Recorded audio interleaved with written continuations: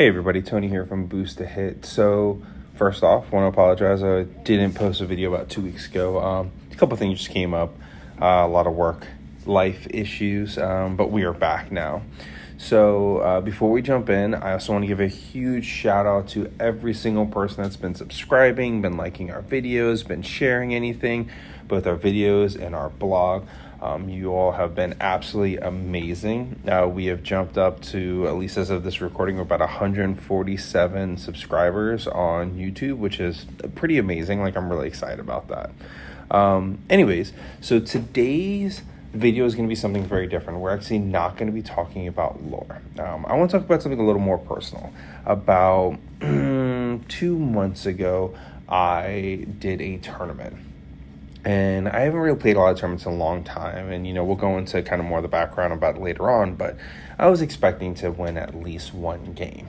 I've always done a tournament, kind of always won, and I did absolutely terrible. Not only did I not win a single game, I came in last place.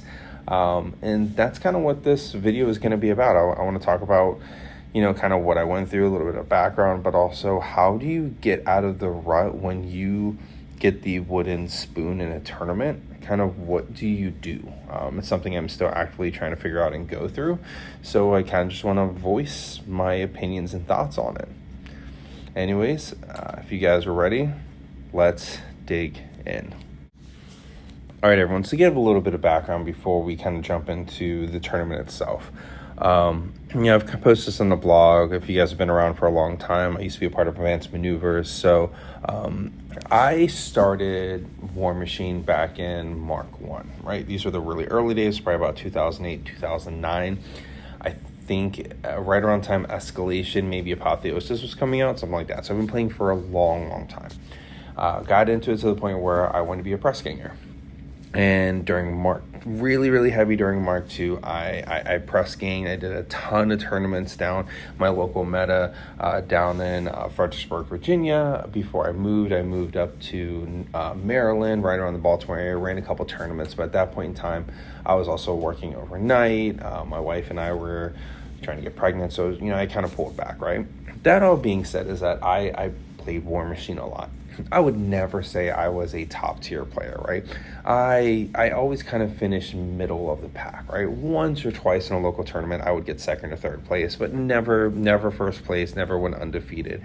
And I was always pretty good with that, right? I really dedicate a lot of time to building the community, going through just having fun, right? But I was a decent player. And I took a lot of time off from Mark 3. Right at the beginning of Mark 3, my wife and I, we had gotten pregnant. And then since then, we've had 3 kids, right? So Mark 4 was super exciting for me to get back into it. I knew that I couldn't dedicate to building a community like I used to, which was something that I had always really been excited about. And obviously, Advanced Maneuvers hasn't created content in a very long time.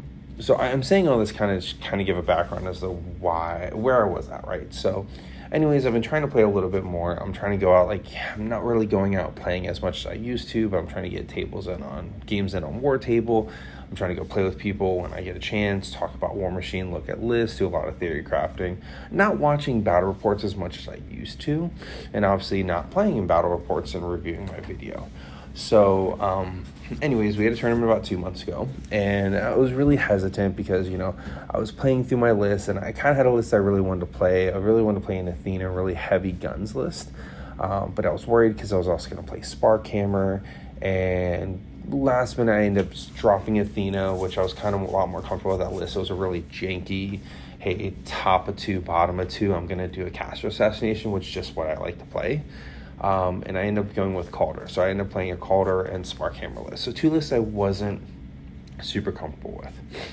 And I knew the tournament was going to be 4 rounds. And I expected to not play well, right? I fully went in there expecting to not play well. But I also thought I'd win at least one game. I was pretty confident, hey, look, I've never gone into a tournament and never won at least a single game. So I expected that. Anyways, getting to the very first game, I played against a really, really great opponent. A person I played with a couple times. He's playing Orgoth, and I made a couple poor plays, but I was pretty happy with my performance. Right, I lost, but I was okay with it. It was a closer game, but I lost on scenario, which traditionally, anyone's ever played me, if you've ever watched any of the Advanced Maneuvers videos, if you know me as a person, I am god awful at scenario play. Right, I play for caster assassination. Like, that's just what I like to play. That's what I enjoy with. Probably means that I'm not great at the game, but it's what I love playing. So because of that, right, I was like, okay, that's fine. So then I went into my round 2. And again, playing against another really great player, but it was Cygnar versus Cygnar. And I had played with him for a long time. I think I've known this player probably since the early Mark II days, right? I've known him for a very, very long time. And we were playing, and I was doing okay, and I was getting up on attrition, I felt, but I was losing on scenario, and I made a really, really poor play. Because I don't play a lot, right? I forgot that to charge over a wall, it takes Pathfinder, or, but to walk over a wall, you do not lose it 2 inches of movement. For some reason, I thought if walking over a wall, I lost 2 inches of movement, and I would not have enough distance to be able to walk my Warjack over the wall and still shoot to try to gain more attrition. So I did not do that, and I lost the game. And immediately afterwards, my opponent was like, hey, I don't understand why you just don't walk your Warjack over here. Like, you could have kept the game going. Not saying that I would have won the game, right? Because I'm not really sure, right? We didn't play long enough to see. But I said, I couldn't have because of 2 inches. And he said, that's not a rule, Tony. And reality is, right, that's never been a rule. I don't know why I got it confused, but that's what happened. And that really, really hardcore tilted me. It tilted me so bad, right, that I was so mad at myself where I lost that game, where I went into my third game, and in my third game, I was playing, and then I got a chance to do a caster assassination, right, and I had set it up pretty well. I was playing Sparkhammer. I had pretty much lost all of my guys, right, but the general was going to be able to walk up and go and attack Thagrosh, and I think I was like, I needed 5s to hit, and I was doing dice plus 1 damage because of whatever I had on him, right? And I had 7 attacks. And during this game, even beforehand, right, I had a couple of things I could have set up, but at least one turn, I forgot to activate 3 units because I kept thinking about turn 2. And with me forgetting to activate 3 units, I really got behind attrition, so I really had to do this assassination. And I end up not rolling great, right? I think at even needing 5s to hit, I think I missed 3 or 4 attacks, something like that. And I left him on 1 or 2 health or something like that. Or I think I got him, but he got a tough roll. I think that's what it was, is I got him down on the last hit, and he toughed, right? So if I would have hit 1 more of my attacks beforehand, I would have been able to, he would have been down. I would have had 1 focus left. I had nothing else to give, right? So I was just so frustrated, right? And I'm sorry, it wasn't even a 4-round tournament. It was only a 3-round tournament. So I was pretty disheartened by that, because again, I've never played that poorly before, and then finding out, so I had, before tournament over, I was like, look, guys, I'm just in a really bad mood. I'm just gonna head out, because again, I kind of expected to win at least 1 game. I've never not won a game before.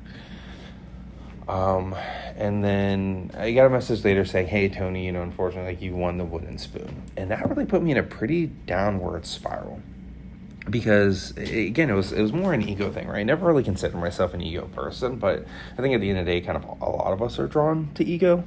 So I really got really, really upset about it, because, I love playing the game, but I like winning, right? That's one of the things I like drawing in. Not always winning, but I expect to do better.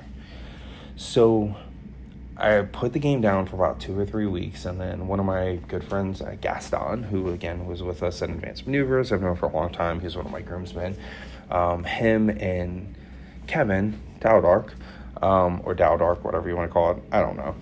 Both of them were reaching out to me, and we have a group chat, even though we don't, they play War Machine a little bit, but we're not at a point on making Advanced Maneuvers a thing again.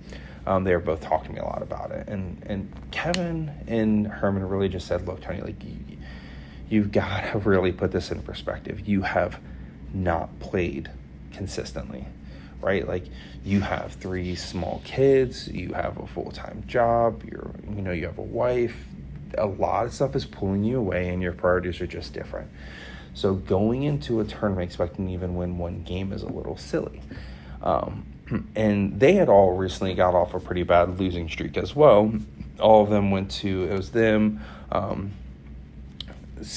Pokey, and a couple of the other guys from Advanced Maneuvers, Lich Lord Fred. They all went to a 40K tournament, and all of them did really poorly as well. So all of us were kind of just feeding into this. And it really got down to where at the end of the day, it's just, you got to decide if you want, what makes you have fun, or what do you need to do.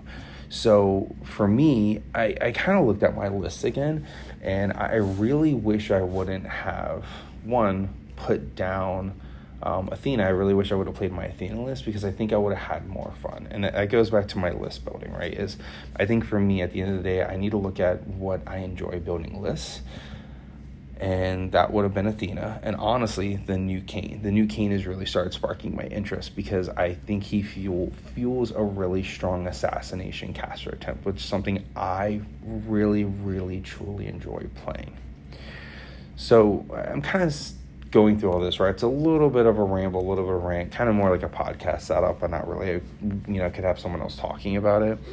But now that I'm at this really low point, what do I do to pull myself back out of it? And what do I do to start playing more?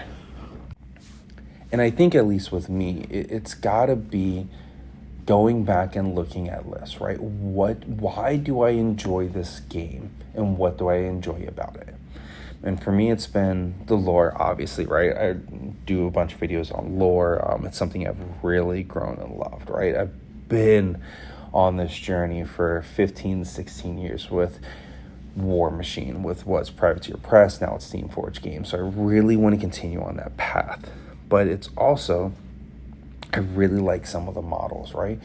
And my spark started coming back when I saw Kane coming back. And I don't know how this is with other people, but if you look at this Boost to Hit channel, the first video I did was Kane, right? Kane was also the very first Warcaster I ever played in War Machine. I picked him up, absolutely loved his story. I've read all of his books, super invested into him. So when Kane 4 came out, I looked at him and I just started getting excited again. And it went back to what do I like playing in the game? I like scenario. I wish I was a stronger scenario player, but I'm not, and I could focus on that. But when it comes to tournaments, I should really focus on the thing that I'm good at right now, which is caster killing, right? So then I started talking with Hashmal, who is doing all of our blog posts. Absolutely fantastic. You gotta go read that stuff. If you haven't gotten a chance, please do. He started talking to me about caster assassination lists, and we were bouncing back and forth on a couple different things, and I think I found something I like. So now the next step's going to be is to actually play a game again. I got to do a 50-point game with Gaston, and while I didn't love how my caster played, it was a lot of just, hey, not realizing how to trigger things. And Gaston had said, hey, look, man, the first 2-3 times you play the caster, you got to figure them out, right? You might have mapped everything out in your head, might have done paper things, but real life, it's going to be a little bit different, right? There's terrain. Terrain is very heavy in Mark IV. Placement's really important, right? Like, he played his caster very, very cagey, which didn't allow me to go and do a caster that I wanted, and then did really poor priority on. Kane has a spell called Calamity, right, which is -2 defense, -2 armor to a target/unit. I should have put that on a different unit, right? But just kind of figuring it out. So that's really what your first 2 to 3 games is. Then afterwards, you start getting reps and playing the caster, because you've understood the caster, you kind of understand your list, and you change a little bit. So that's what I'm gonna start doing next. And then in about 2 months from now, we have another tournament local, and I'm hopefully going to feel more confident with it, where I'm actually going to try to play more games. And I think this time I need to go in with a more realistic expectation that I am not going to win a game, and that's fine, right? I think beforehand I had always thought, because I was, doing YouTube stuff with advanced maneuvers and even with boost to hit, right? Like, I should be a good player, at least a decent player. And that's just not the case anymore. So I'm saying this, but let's see if, come in 2 months, if I can actually get to that point. But anyways, I'm really curious how everyone else goes through this, right? Like, what are your thoughts? What do you do whenever you totally lose? Like, just get completely washed out? How do you come back from that? And, what are we doing just around with our friends and stuff, just building them back up whenever they have a tough loss? Anyways, that is my thing for this week. Appreciate you all listening. Let me know your thoughts below. That being said, thanks.